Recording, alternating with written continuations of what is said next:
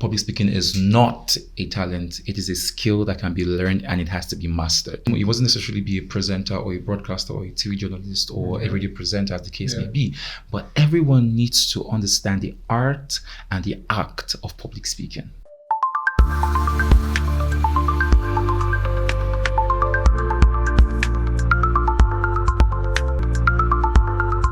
Local stories, global insights. This is the Oyagistme Podcast. Oya now, we dey come. From the streets of the neighborhood to the corners of the world, this is where story meets, laughter flows, and real conversation happen. Hello there, and welcome to the Oyagistme Podcast, your favorite gist hub, where local stories meet global insights. I am Meglina Otto, your host, and with me is my co-host. Chris Coco is my name. You call me Awesomeness. And on this episode, we'll be talking about a very fascinating topic, which is mastering the mic, how to command any room in confidence. Yes, and we have an amazing guest in our midst. He is a dynamic corporate MC and also a public speaking coach. He has a background in journalism and broadcast with over 100 high-profile events to his name, including TEDx-based university. He's also the co-founder of Hello Brand HQ. In our midst is the very one and only Izik Erikemu. I feel so shy. Welcome. Thank you so much for having me, guys. I feel so good to be here. Yeah. And it's like a reverse thing that you're always the one asking people questions, and now you're on the flip side of the coin whereby you're being interviewed. I should Jerry why on me. We'll try to go easy on you. Please go easy on me. Go easy on me. Yes. All right. So first off, I want to ask you about how you became you, basically, the background behind the man they see. Because alongside your accolades and all of your great accomplishments, there are things that, or where you started, or things that you hold on to. Tell us about the man, Izik. Ooh, that's a very tough question. I feel like I'm being interviewed. But basically, the man Izik Erikemu, I'm just a regular guy on the street, basically. And I've come to realize that public speaking is a skill that every person should have. Either you are a market woman, either you are a marketer, either you are just a young boy or a young girl. Public speaking is a skill that everyone needs to harness. And if you're taking it as a career, probably that's what we actually all do right now, then it's beautiful. But it interests you to know that I didn't just journey into being a master of ceremony, into being a speaker, although I come from a family of speakers, yes, but I have a perspective that says public speaking is not a talent. It is a skill that can be learned and it has to be mastered. So I have a BSc in zoology. I know say it will shock you. Okay. You didn't see that coming. Yes, I have a BSc in zoology. In fact, I haven't applied for medicine university, and they changed my destiny to zoology. But that's the beauty of life. And in that whole journey, you begin to find out and begin to discover yourself and know, this is the path that I am made for. This is the path I am called for. And from zoology, I have a diploma in communications also. And the journey just flows. But to interest you to do that, I started my career basically as a model. Wow. Interesting. From modeling, I just picked it up. Finding yourself. And that's where we're journeying right now. I feel like I've not even done enough. I'm still at the very scratch of the base. I have intentions to travel. Yes, I have intentions to be here in Nigeria and get booked to come to Canada to MC an event. I have dreams to be here and still be a global voice that needs to be reckoned with from one street in Abuja. To the shores of the world. So and of course that's coming. It's coming. It's coming. It's coming. So let's start with the basics. What does storytelling mean to you in the context of branding? Beautiful. I wish my sister was here to answer this question because she's so very good. Yeah, so Hello Brand HQ is a brand for me and my sister. Oh, wow. And today's International Friendship Day, so beautiful. So she's my best friend. And yes, my very, very best friend. I don't have a sister, but she's my best friend. So I call her my sister. And it's so beautiful. So baby girl, wherever you are, love you so much. Yeah, so storytelling and branding. Storytelling does a whole lot. Yeah. In fact, storytelling is at the core of everything that we do because we tell stories every day with our lives. Sure. And that's a very strong way to draw emotional connection with your audience. So storytelling is at the core of branding. So I think branding is brand identity, brand personality, brand story, brand communication. And when it comes to brand story and brand communication, you're able to relate this through storytelling. Yeah. I think growing up, there's this popular commercial of peak milk. But Pilo, one day I know you go make us proud, and you know, and it was Kano back then, and you know the popular me looked up Milo, you know. So I think we all then popularly, you know, the dun dun dun dun. Obviously, so this all these things draw connections with the audience, and it connect. There's an emotional connection that it has with the audience, and it builds that relationship. That when you just hear this, your mind just remembers that, this it brand, is this. yeah. It just comes back to this brand. So even as personal brands that we are, what story are you telling as a personal brand that when somebody says, I need to have a comedian for my event, who do they need to remember? I need a comedian who cracks very whole and sane jokes. I need a comedian who cracks moral jokes, and there's this particular person that comes to your mind, so it means that you've been able to create that perception. And in fact, just of recent, I had a class about personal branding, and I brought some friends over to teach, and one very striking thing that she said was, what people are saying in your absence is very important when it comes to branding. So it's a beautiful thing if what you have, or the perception you have and your current reality matches with what the audience is actually thinking in their head. But if it doesn't match, then there's a problem. So storytelling helps you to create that gap for you to be able to craft out that personality you have in your mind and craft it in the minds of people. So when they have a need for you, in fact, let me quote the Ruth Jacobs, and she says, if your name becomes a solution to someone's problem, you're a brand. And that's how beautiful it is. So if your name can become a solution to something, so when someone says, I need a presenter with a mixture of Gen Z vibes and some intelligence and a sprinkle of both together, they should remember awesomeness, right? So that's just what it is, basically. Oh, wow. That's amazing. I love that. I like the ending. Keep on your Okay, you've actually hosted lots of conferences, from the TEDx to Red Carpet to a lot of them. So what first drew you into the world of emceeing? What first drew me into the world of emceeing? Zoology. Honestly speaking, do I even know what really drew me into the world of emceeing? But my life started basically by me reading news in primary school. Okay. You know, so I think I want to just give kudos to my parents. I have very amazing parents who were very intentional with what we are listening to as children growing up and what we are watching as children growing up. And that played a very pivotal role in my life. So in primary school, then I read the news on the assembly ground in the piece of paper, and we tell the stories. How very beautiful. But moving on, I think at some point in time in my university days, I just became the first semester there also, and they were about to have a handover pageant. And I think that was the time that Ebuka had this very large limelight that all and sundry knew Ebuka in the country. After his time on Big Brother, you now have this person that comes on show, changes his clothes twice. So most events in other parts of the country wanted to have something, a replica of what Ebuka has started. So Ebuka had created a trend and did the replica. And back then, when I was in school, you had lots of MCs who were speaking pidgin English. After they go, they come. Now, I be worried boy, by the way. So, and here I was, who could command English just effortlessly without even understanding the stage theatrics or whatsoever, or even the rules that has to do with emceeing. And that was my journey, basically. You know, in fact, to shock you that I started emceeing with entertainment events, beauty pageants, award shows. That is where I started from, hosting red carpet and doing the likes of it all before I transitioned fully into the corporate space. And now I'm into corporate communications, and it's just so beautiful, right? So, I've had worse days. I've had days whereby I have done worse events. I flopped the event and I had to cry. But I think a grip over my MC career would have been when I attended IK Talks, right? And IK spoke to us a particular day, and IK made mention of a very significant woman in my life and in the life of so many MCs that I would say. IK said, when you follow this woman, read her book. And that was Joyce Daniels. And I traveled down to Enugu to have a class in Joyce Daniels, and that was the reshaping of my MC career. Joyce made me to understand that this career is a 6-figure career whereby you can earn 6 figures from one event, and this career can be your livelihood. And after that encounter with Joyce Daniels, even reading her book, in fact, I have read her books, Mastery, I have read Before You, Before you speak, read this. And other number of books I also still read, but Joyce has really played a pivotal role. And every day by day, we see very amazing people. Mojibade Shosonya, we see Temi Badru, we see Gloria Babs. We see Gloria Babs, you see Richmond Blessing Mosogo, you see Richmond TSP, you see very amazing people. You see Olive Modi, my love, basically.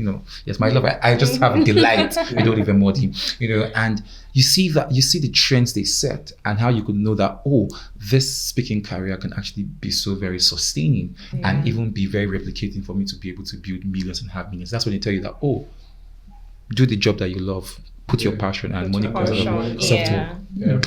And it's just effortless at that point. So now you have started this journey and you are now helping other young professionals harness this talent when it comes to public speaking. Now, what is the advice you would give to young people, especially those who are trying to find it? They believe they have it or they know they have it, but they've just not found that spark yet. How would you tell them to do that? You know what? I started my remodeling, like you said, but this is my word to you. This is what I want to do. How would you tell them to find that spark? Okay, so for me, the key thing is to understand that you mustn't necessarily be a master of ceremony, or you mustn't necessarily be a presenter or a broadcaster or a TV journalist or a radio presenter, as the case may be. But everyone needs to understand the art and the act of public speaking. So whether you are a boardroom executive, whether you are a C-suite executive, whether you are in the corporate space, whether you are selling the market, you need to basically understand the art of public speaking. A startup founder, a creative entrepreneur, you need to be able to articulate your ideas perfectly so that they can actually land, and that will come back to what public speaking. So I tell people the 5 very key things: charisma, confidence, do your research, be very intentional. My mentor will say there are never impromptu situations, there are only unprepared speakers. So what do I do? What do I mean by this? I actually create scenarios in my head and I rehearse and prepare myself for them. Before I came for this interview, I've had a mental picture of what it's going to be like.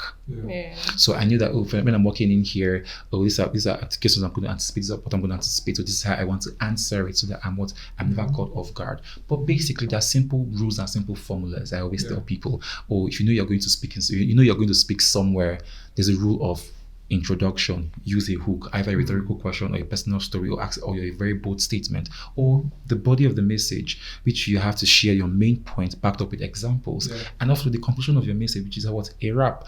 And when you're rapping, you have to have a call to action, because remember, at the anchor of public speaking, you are to either inspire, you are to either educate, you are to either inform, you are to either entertain, or you are to either persuade your audience or your listeners. And basically there's the prep method, the prep formula, which is point, reason, example, and point again. So whether they catch you off guard or they ask you a question as a beauty queen standing on the stage, Miss Lagos, what did you have to do for us today? And they ask you the question, there are several tactics to put into place. It's either you listen to the question, rephrase it, say it out loud again, to take your time to think in your head and align your thoughts together. And when you use the simple formula of point, the reason for my point, an example, and you reiterate your previous point again, you have delivered the question simply well. You can ask me a simple question right now, and I'll use the prep formula for you. Any question of your choice. Wow. All right, so why is Izik single? Why is Izik single? I'm single because at this point in time, I have not found a reason for me to be entangled. Yes, I find solace in me being single. I want to enjoy my singlehood. I want to thrive in my singlehood. So definitely singlehood is not a problem. Singlehood is beautiful.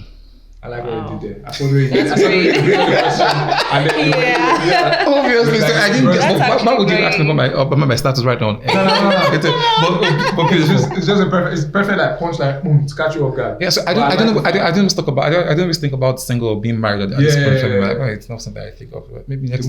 Let's get the moolah. Let's get the money first. Okay, while you were speaking, and talking about your journey, you mentioned something that there was a time you talked about the times you flopped. So and I was going to say I was coming to that, because in as much as we see professionals like yourself, of course, you all started from somewhere, and there are times you were unprepared at some point, or you flopped, or something happened along the line. So, would you want to share moments where you felt maybe unprepared or Oh my doubted God. yourself? And how did you overcome that? Like, what happened? Oh my God. Yeah. So there are 1,001 stories to this. In fact, my first Okay. experience was my first year in university, and we had to do a course that has to do with presentation. Okay. And so we were like a group department. So there was A, B, my department, there was Botany, and there was another department again. And we were grouped in a group of 10. And my group was like, oh, Isaac, you present for us. And so I was not a shy kid, but I think I was not so put together, because sometimes public speaking requires you to be well organized and for you to be able to have clarity of thoughts. Yeah. And so when it was time for me to speak, the last group, very embarrassing. You don't want to know what I did. Yeah. I got up to the stage, sweaty palms. I said my name. My name is Izik Erikemu, AB department, blah, blah, blah, blah. The next thing I said, after I said the topic was blah, blah, blah. Seriously? Yes. Like No, that? I said blah, blah, blah. For 2 years, I was nicknamed blah, blah, blah. I failed the course. Oh, Yeah, I was called blah, blah, blah. So that was it was embarrassing, yes. Should I sing it to the ground? Yes. But that was my driving force into really understanding what public speaking was. I paid very little steps, read books, observe people, and now become very intentional with being a better speaker. Now, moving on, I have started hosting events, right? But I was hosting events without being properly schooled. And that's why I'm very grateful to people like Joyce Daniels, we're grateful to people like Iko Sekaidua, who take out their time to, give a handful playbook for younger MCs who are coming up to really understand the job. So there were not much resources or no much studying to say, oh, this is how to become a master of ceremony, or this is what to do. You just have to learn from every job that comes by your way. And I was brought to MC an event in Anambra State. Now, obviously, I'm supposed to do an audience analysis and audience research for me to know the kind of audience I'm going to have, audience demography, and know the right tone and language for my audience, so I can be able to communicate to my audience properly. But this wasn't done. So I dressed up to Anambra in my pink suit. I will never forget. I know my former manager there, Michael Okoye, would definitely remember this story. I was just up in my pink suit, sweet pink suit. I reached Anambra. I make a speaker for pitching. I reached Anambra. My goodness, there was a distance from me and the audience. There was no connection at all. You could feel it. I could feel it. I wasn't giving my all because I had ready my script. I was so very rigid. I was not flexible. I didn't really understand how to read the room and really know that, oh, okay, whatever I have read, whatever script I have, then I have to drop that script down and just do you there. So now there was a senior colleague who also came all the way from my school then, Firstborn was a comedian and a master of ceremony at the same time, and was invited for the event. And as the event was going on, the energy was dropping, and Ignatius had to talk to Firstborn, and Firstborn had to pick up the mic and continue the event. And as an MC, once a shot taken from you halfway, that's gone. Or you moderating a panel session, and at the end of the day, the panelist is telling you, I think you should ask the next panelist that particular question you're asking me. It shows you that you haven't done your homework, right? So you're not in control. So it tells you that you've really done bad. And that was a very terrible experience for me. And there's some situations whereby I have doubted myself. So there's a time I was supposed to do a job for my state government, the Africa Youth Day commemoration in Delta State. And honestly speaking, I never believed that I could pull it. And the first person I texted was Joyce Daniels. I said, this is what I'm going to do. And she gave me, do this, do this, do this, do this, do that. But even with the do this, do this, do this, do that, my guy, the stage fright was real. The pressure was real. But at that point in time, the only thing that keeps you going is you telling yourself, Erikemu Isaac, you were born and made for this. And what I've come to realize is your audience wants you to shine. Your audience is not anticipating your failure, because when they see you climbing up of that stage, they feel like you're a god. Because I've come to, at first, research has shown that the fear of speaking in public is even more than the fear of people dying. People are scared to speak in public than the fear of death. Right? Scared. So it tells you that people in your audience are wanting you to succeed. They want to hear you speak. They want to see you. They want to listen to you. But you don't have that. You don't know that. But because deep down in your mind, you're asking yourself, what if they don't like me? What if they don't accept me? What if they don't listen to me? What if I don't sound good? What if they say I speak too much English? What if they say I have accent? What if they say, just be you. Authentically, originally you.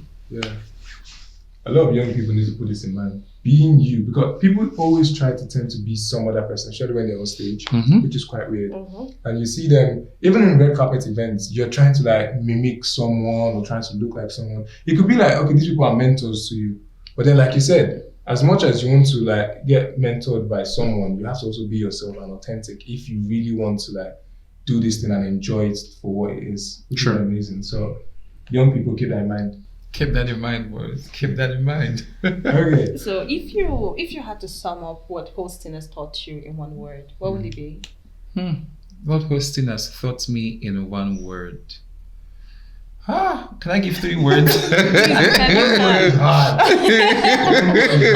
Oh my you're God. free to give 3 words. Wow. So being a master of ceremony has taught me a lot, because first of all, I would say exposure. Because I get to dive into different industries and different sectors. I get to learn. I get to sound like, today I'm at an engineering event. I become an engineer because of that event. Tomorrow I'm in a finance event. I become a finance person because of that event. So first, the exposure. And I think one of my greatest strengths is the fact that I'm able to connect to any audience type, irrespective of the technicalities involved. I can connect, and I think that has really helped me a lot. So the exposure, the perseverance. The perseverance is beautiful, because there are times that, oh my God, they will price you like pepper and tomatoes. Seriously. So if you're not tired that this work that we are doing now, we're not going to continue. We'll persevere. There were times whereby it was just 1,000. There are times whereby it was just hundreds of thousands, and there are times whereby it is just millions, and now we're even aiming to start collecting in dollars. Important. The Lord is doing it. So yes, I would say exposure, I would say perseverance, and I would use the last word, knowledge, research. Okay. Because we can't do without that. Yeah, true. So I'm going for an event right now. I have to study. I have to research. Sometimes it takes a week. Sometimes it takes 2 weeks. Sometimes it takes a month just to prepare for some certain technical event. So yes, exposure, perseverance, study, research, knowledge. Yeah.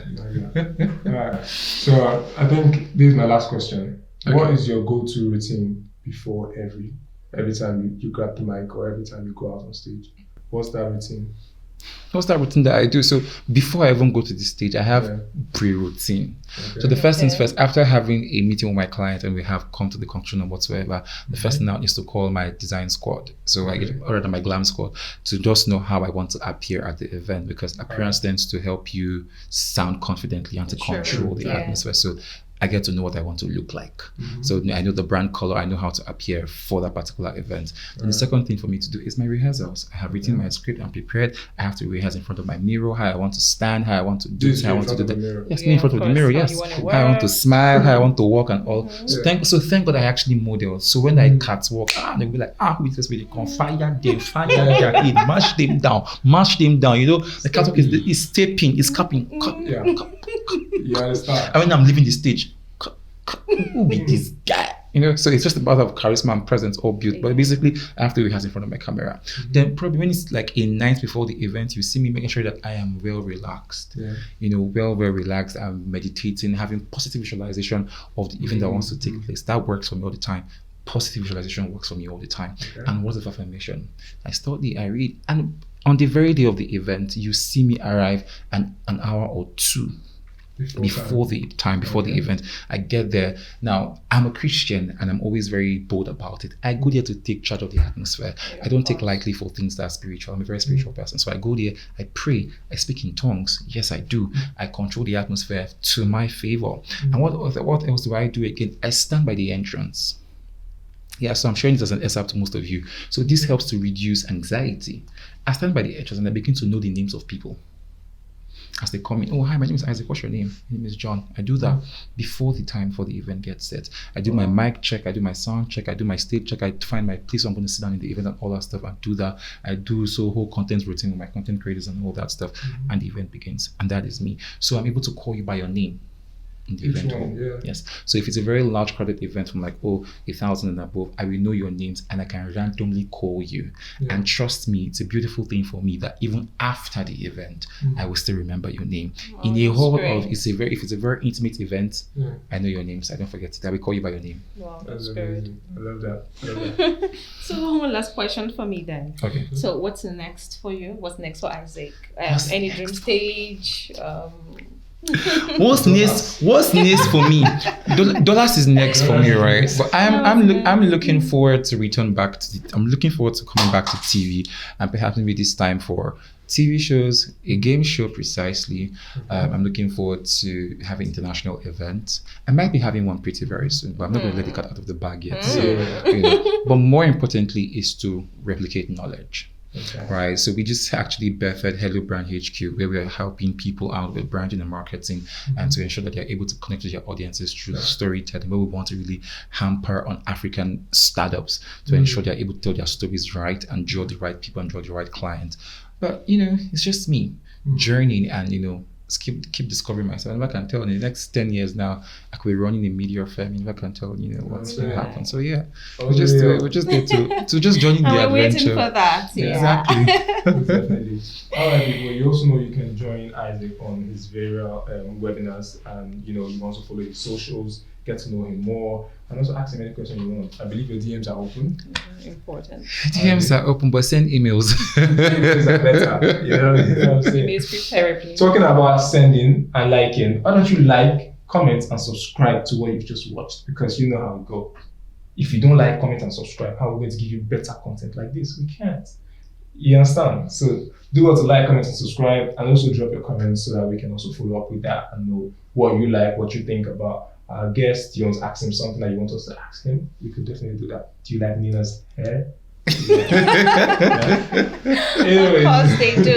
You know how it goes. This is where we wrap it up on the show. It's been amazing having you with us. Thank you so much, Thank you so much for Chris. your contributions. your And patience. I actually picked a lot from what you said. Thank you, as Meg. Upcoming MCs. That's what they pretend. They don't be upcoming. But Aspiring when you now shake them, No, they even no. pay them more than they pay That's me. not- That's how they do. That's how they do. That's not true. Don't believe Isaac. That's how they please. do. I've actually learned a lot, giving us top qualities MCs are supposed to possess. Yeah. Where there's perseverance, endurance, knowledge, confidence to walk into any room. I learned that, and I hope you did too. So thank you for being on board and for educating us. Thank you so much, Meg. You actually gave us a really deep and insightful explanation of everything, sharing your stories as well as a person, and that was really inspiring. And I'm sure a lot of people are actually inspired out there. Yeah. It's the life Young that, Isaac. it's the life that we live. So basically, I talk for income and I talk for impact. So it's the life that we live. Period. That's nice. So Period. excited. Bye, guys. See you next episode.